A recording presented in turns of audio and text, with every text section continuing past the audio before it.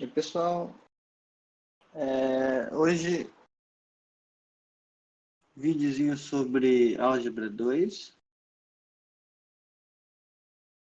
certo? A princípio eu não gravaria vídeo hoje, mas como agora é o horário que eu marquei, um dos horários que eu marquei semanalmente para fazer reunião online com a turma, para tirar dúvidas e tal, e como não tem ninguém, eu resolvi aproveitar o tempo para gravar um vídeo, para talvez outras pessoas assistirem, certo? Pode ter alguma coisa interessante para alguém. Prosseguindo o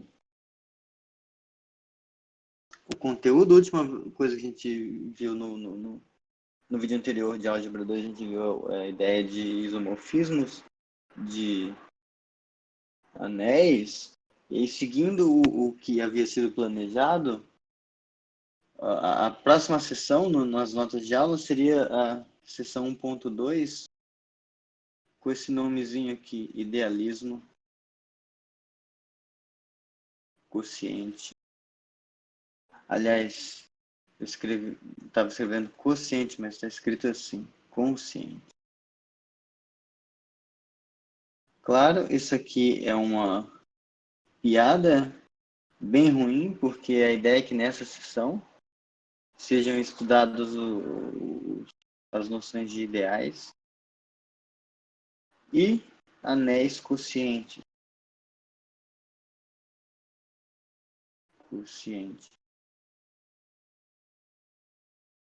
Que são dois tópicos muito importantes de anéis, da teoria de anéis, e que frequentemente são problemáticos para quem está começando a ver essas coisas. Então, por isso, e mantendo a política de tentar fazer vídeos curtos, nesse vídeo a gente não vai entrar propriamente na parte de ideais ou quocientes, mas a gente vai relembrar um pouquinho sobre, então, sessão nostalgia, antes da gente entrar nisso. Esse vídeo vai ser, na verdade, não sobre ideais e quocientes, mas sobre relações de equivalência. Então, vamos lembrar que num conjunto X, então, para um conjunto X fixado, então, seja X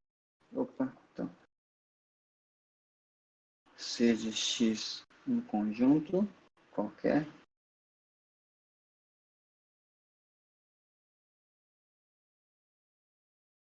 uma relação binária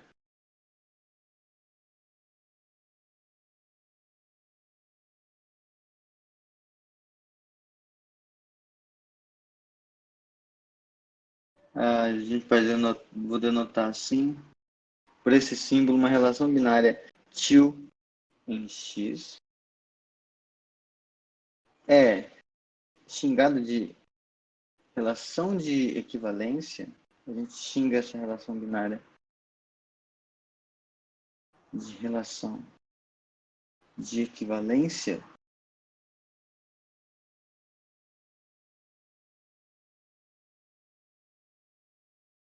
se for simétrica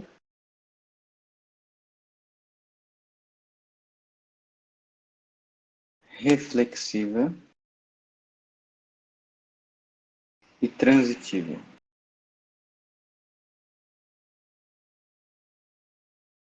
Lembrando que uma relação binária, quando a gente está dizendo isso, é simplesmente você dizer que esse til ele é um subconjunto do x cartesiano x. Daí, quando a gente escreve, como a gente vai fazer, por exemplo, A til B para A e B em X, isso aqui é só um jeito psicologicamente mais agradável de escrever isso aqui. A B pertence a til, certo? E claro, a gente podia, em vez de colocar tio, chamar isso aqui de R, podia chamar isso aqui de E, podia chamar isso de coraçãozinho, a gente chama do que quiser, tá? O símbolo. Tá? Então, relembrar o que é uma relação simétrica, reflexiva e transitiva, é isso aqui. A reflexiva significa que, por essa relação, todo mundo está relacionado consigo mesmo. Então, você tem o seu reflexo. Então, X está relacionado com X para todo X que pertence a X. A simetria, ela ser simétrica,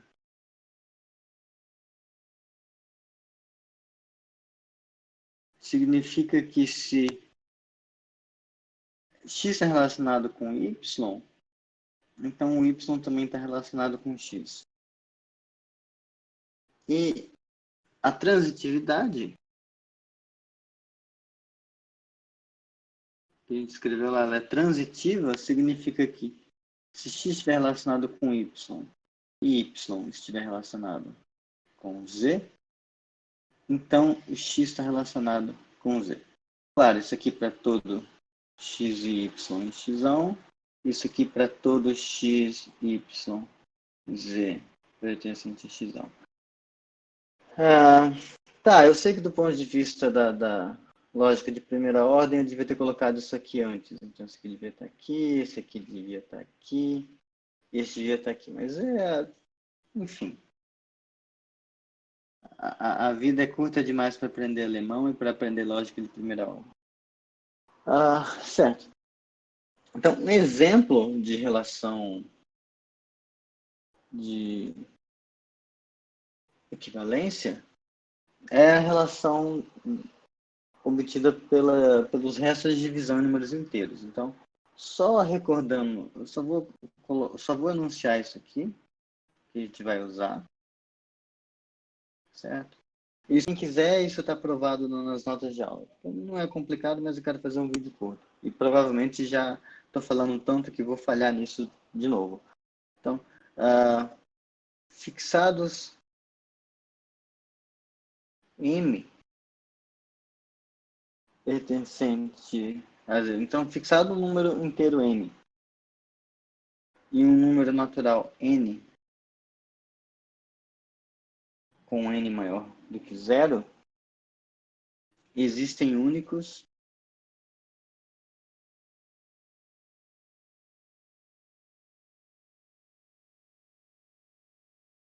números Q e R pertencentes a Z, satisfazendo essa identidade, satisfazendo M igual a Q vezes N mais R, onde esse R satisfaz isso aqui, certo? Vou colocar aqui como comentário, vocês não compilem, isso aqui é o algoritmo da divisão. Algoritmo da divisão. Vou escrever assim, que esse é o algoritmo da divisão nos inteiros, né? Então a gente vai escrever assim, é o algoritmo da divisão. Ok? Bom, agora deve ter ocorrido um salto de resolução na versão final do vídeo, explicando o que aconteceu.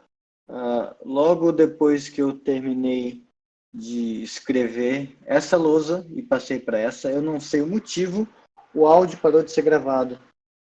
Ele deixou de ser registrado na gravação. Então, eu vou repassar as lousas falando aqui, em vez de ter que escrever tudo de novo. Isso certamente vai diminuir um pouco da experiência de dar a impressão de que eu estou escrevendo numa lousa, mas é melhor do que eu escrever tudo de novo, porque eu me recuso. E eu tentei um pouco narrar por cima do vídeo sem áudio e é muito assustador. Então, vejamos. No momento em que eu estava gravando, eu enunciei essa proposição aqui, o algoritmo da divisão, a fim de usá-lo para definir a relação de equivalência módulo. Certo? Tem outros nomes, as pessoas às vezes chamam de relação de congruência, equivalência módulo, relação de resto. O nome não importa, o que importa é a definição que está aqui. Então, a gente vai definir essa relação de equivalência nos inteiros, certo? Então, para isso, a gente começa fixando o número natural maior do que zero. E aí, para dois números inteiros, a gente vai dizer quando eles são equivalentes nessa relação. A gente vai denotar assim, x com esses três tracinhos, aí n embaixo e y. Se ocorrer o seguinte, se quando a gente fizer a divisão do x por n, vejam, essa proposição diz que para qualquer número inteiro que você pega, existem únicos Q e R satisfazendo essa identidade. Esse R é chamado de resto. Então, esse resto é único. Então, se você pega x e y, existem únicos QX e RX satisfazendo essa identidade e únicos QY e RY satisfazendo essa identidade. Certo? Então, a gente, dada essa unicidade, faz sentido a gente usar esse resto aqui, certo? O resto da divisão. E aí a gente vai dizer que x e y são equivalentes módulo n se exatamente o resto da divisão de x por n for o mesmo que o resto da divisão de y por n. É o que está escrito aqui. Beleza? É claro que eu chamar essa relação que a gente escreveu aqui, chamá-la de relação de equivalência não garante que ela é uma relação de equivalência. A gente precisa provar isso. É um exercício clássico, e aí eu fiz com toda a delicadeza no vídeo, mas aqui a gente vai fazer um pouco mais rápido, já que já está tudo escrito. Então, a gente tem que mostrar que x está relacionado com x, se x está relacionado com y, então y está relacionado com x, e se x estiver relacionado com y estiver relacionado com z, então x está relacionado com z. Pois bem, claramente x está relacionado com x, qualquer que seja o x, porque o resto da divisão de x por n é igual a si mesmo. Então, para essa implicação, fica mais fácil observar. Tudo bem, também valeria. É tão fácil fazer com o resto quanto da outra forma, mas um modo equivalente de você verificar essas coisas, que vai ser útil futuramente, é você observar que isso aqui acontece, x está relacionado com o y, C e somente C, o x menos y é um múltiplo de n, ou seja, existe um k, tal que quando você faz k vezes n, isso é igual a x menos y. Como você observa isso? Bom, x está relacionado com y quando os restos da divisão por n são iguais. Só que aí você expressa o resto da divisão de x por n. Assim, então ele vai ser x menos Q'N, já que o x é Q'N mais R'. E você também expressa o resto como sendo y menos Q duas linhas n. E aí quando você isola, quando você faz x menos y, quando você subtrai y dos dois lados, e depois você adiciona Q' n dos dois lados, você obtém essa expressão aqui, e você pode deixar o n em evidência. Então, o seu k é esse Q' menos Q duas linhas. Certo? Bom, então, quando você faz isso, o modo de você ver que vale a simetria e a transitividade, eles ficam bem automáticos, assim. Ou, aqui nesse caso, se x menos y, se xr está relacionado com y, então x menos y é um múltiplo de n. Mas então multiplica por menos 1 e você tem essa relação aqui, expressa por isso, testemunhada por isso. Mesma coisa que isso aqui acontece. Esse aqui é equivalente a isso, esse é equivalente a isso, e aí quando você faz esse somado com esse, y com y cancela e que sobra para você é x menos z. Só que por outro lado, isso aqui você obteve fazendo a soma desse número com esse número. Então você tem isso aqui. E deixa eu ir em evidência de novo e sucesso. Por que fazer a demonstração disso usando essa caracterização em vez de usar a caracterização anterior? É que essa caracterização, em certo sentido, vai valer em geral quando a gente estiver trabalhando com anéis quocientes. Enquanto essa que usa os restos, não tanto. Okay? Porque não é todo anel que satisfaz a tese que tem um algoritmo de divisão. Okay?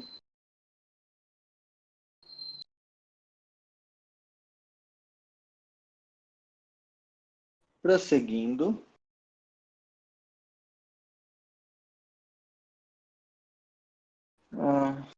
Então, vejamos aqui. A graça das relações de equivalência são que elas determinam uma partição do seu conjunto. E uma partição do conjunto é um modo de você expressar o seu conjunto como sendo uma reunião disjunta, uma reunião de subconjuntos 2 a 2 disjuntos. Bom, então, uma partição do seu conjunto é uma família de subconjuntos 2 a 2 disjuntos, tal que a união satisfaz, a união é o conjunto original todo.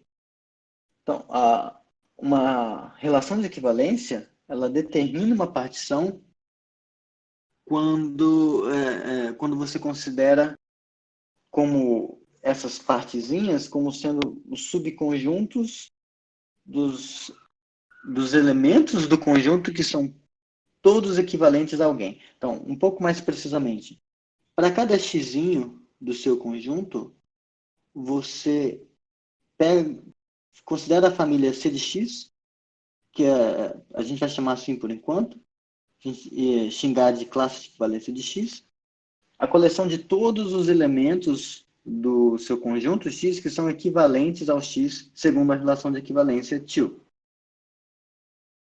Seguindo.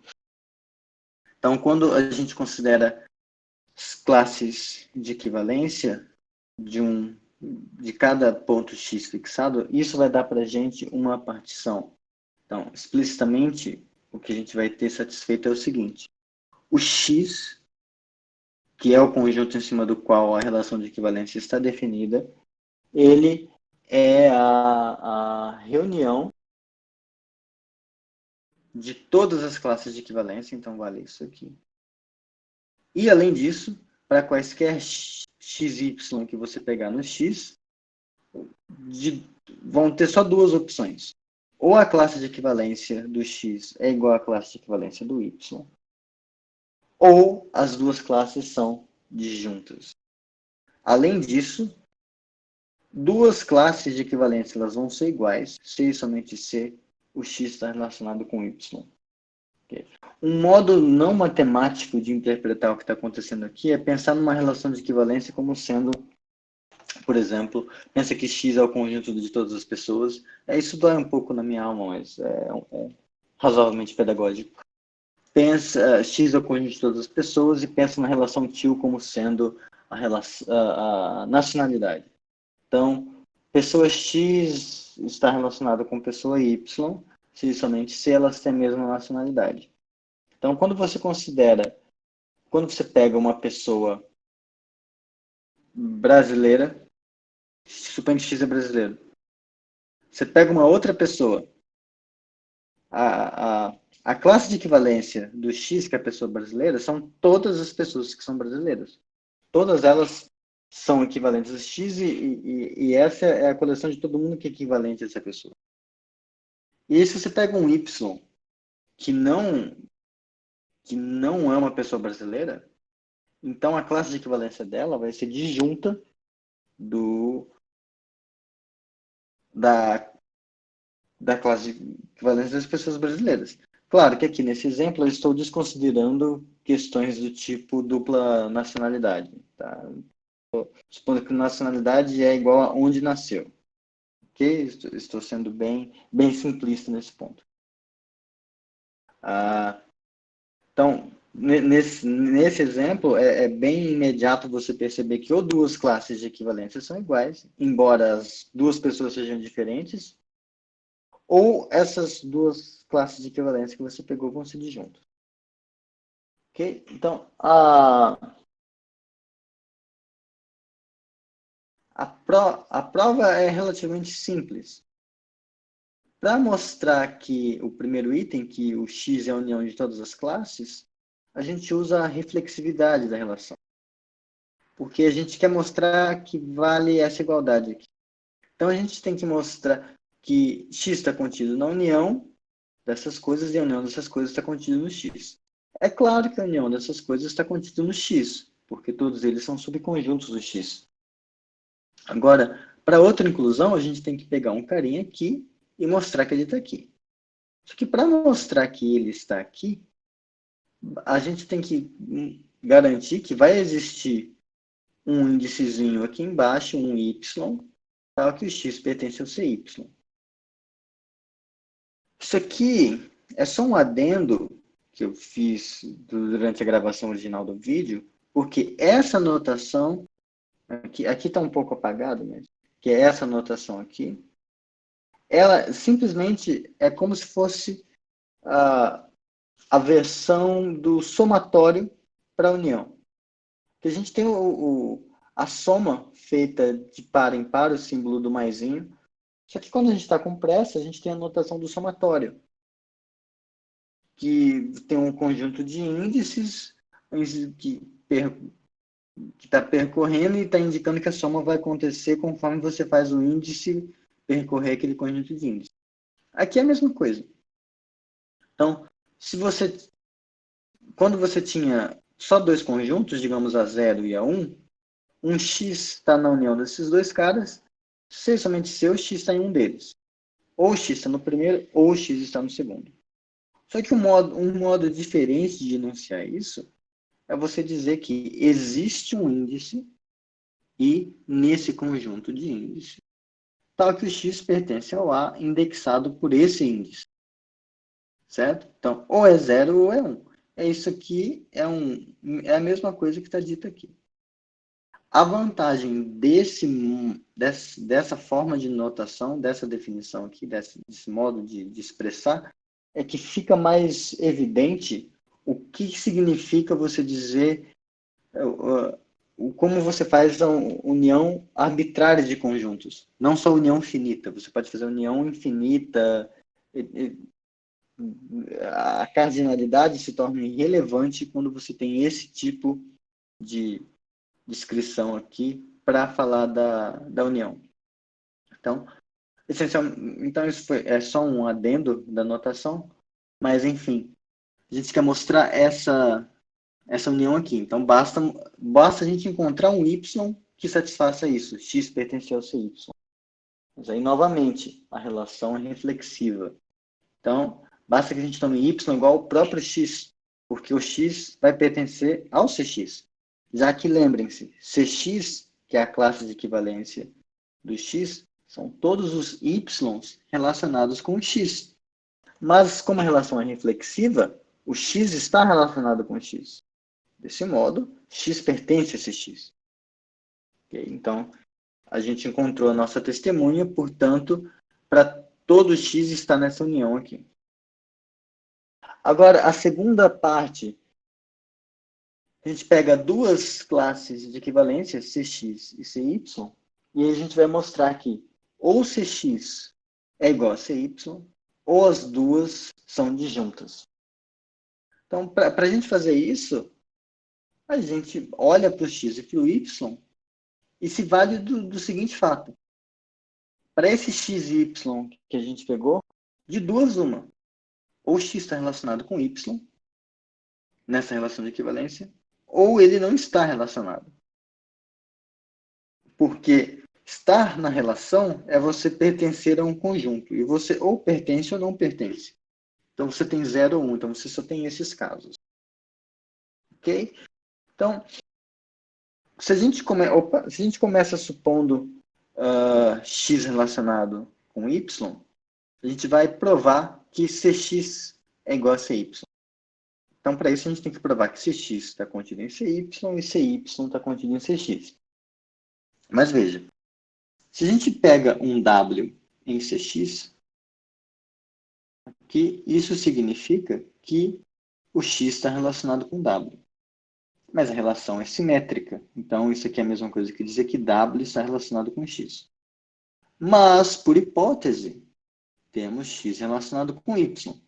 Então, como a relação é transitiva, daqui para esse, a gente conclui esse. Então, como W está relacionado com x e x está relacionado com y, segue que W está relacionado com y. E isso, pela definição de CY, nos diz que W está em CY.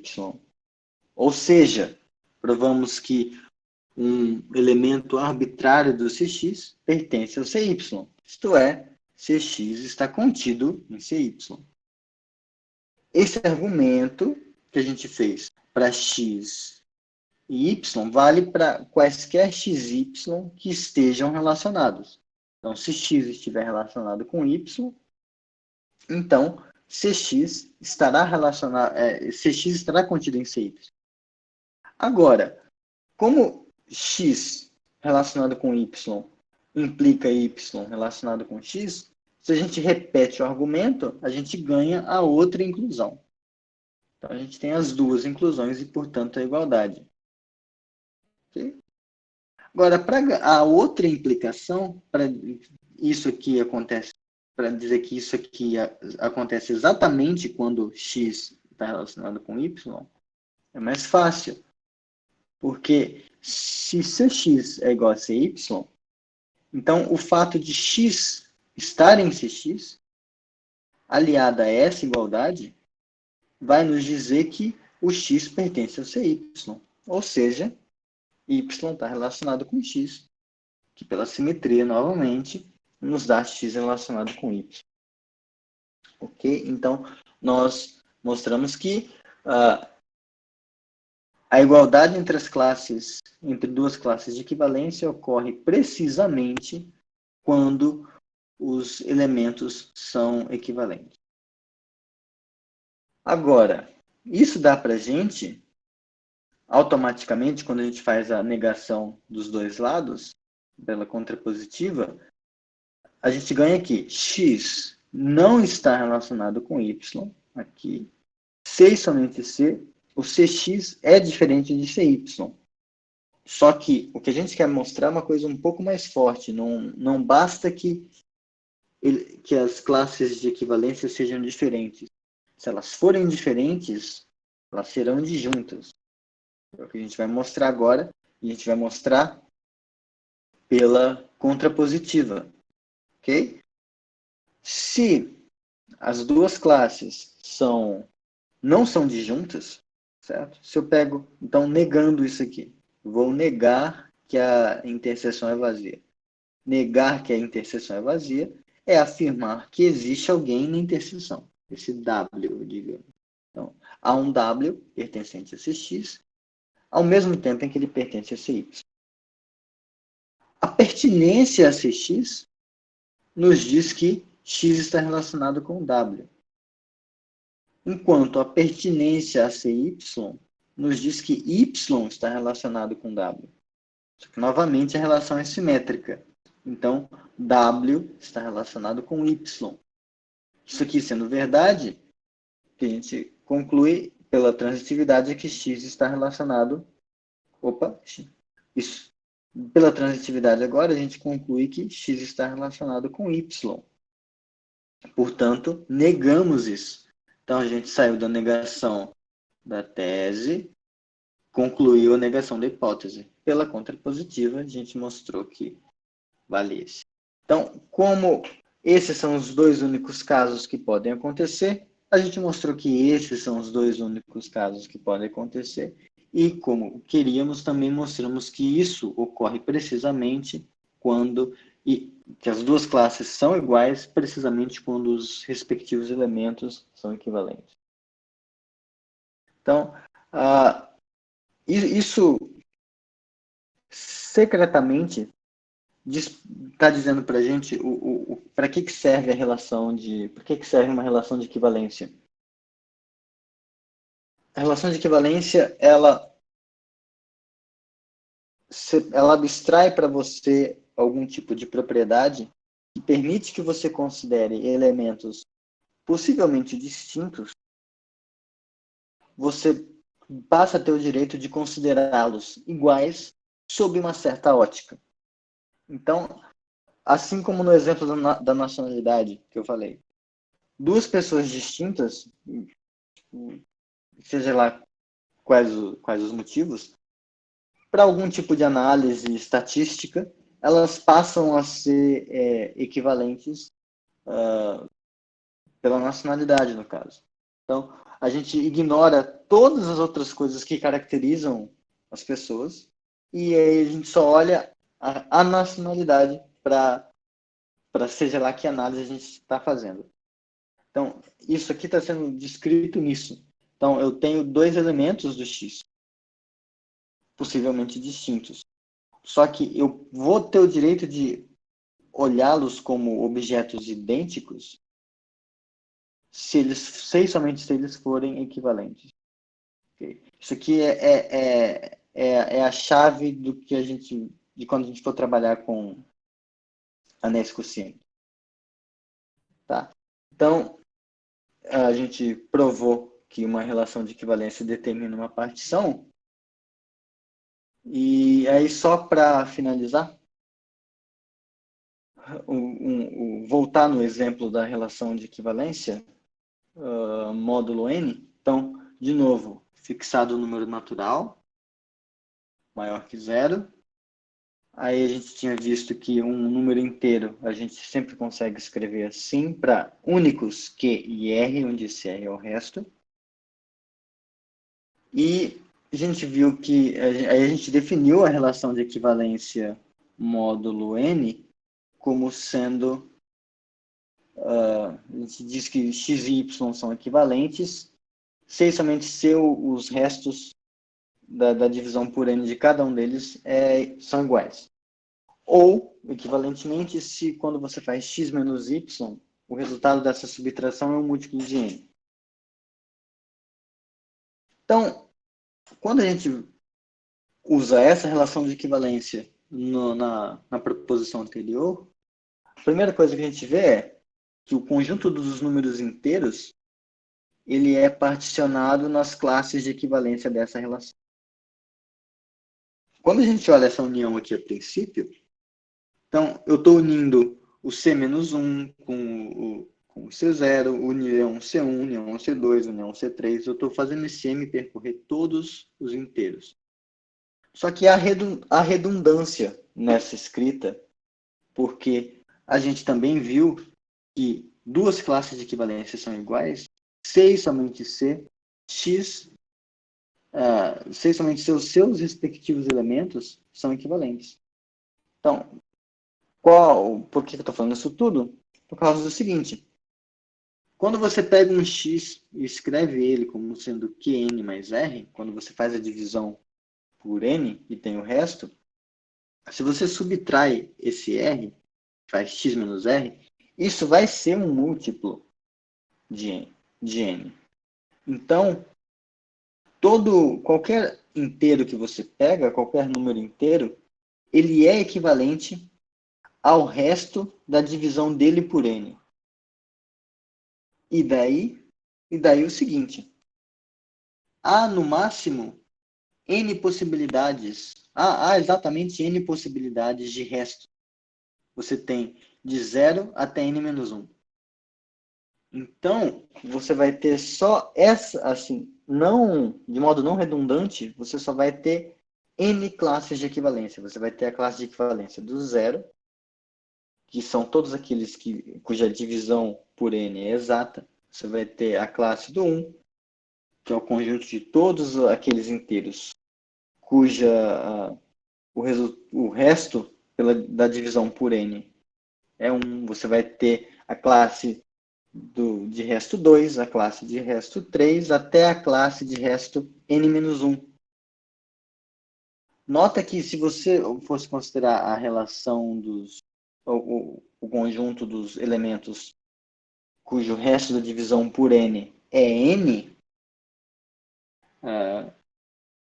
você não teria resto exatamente, você não estaria com resto N, porque bastaria você, se você estava com M igual a Q vezes N mais N, então M é igual a Q mais 1 vezes N. Então o resto é zero, na verdade.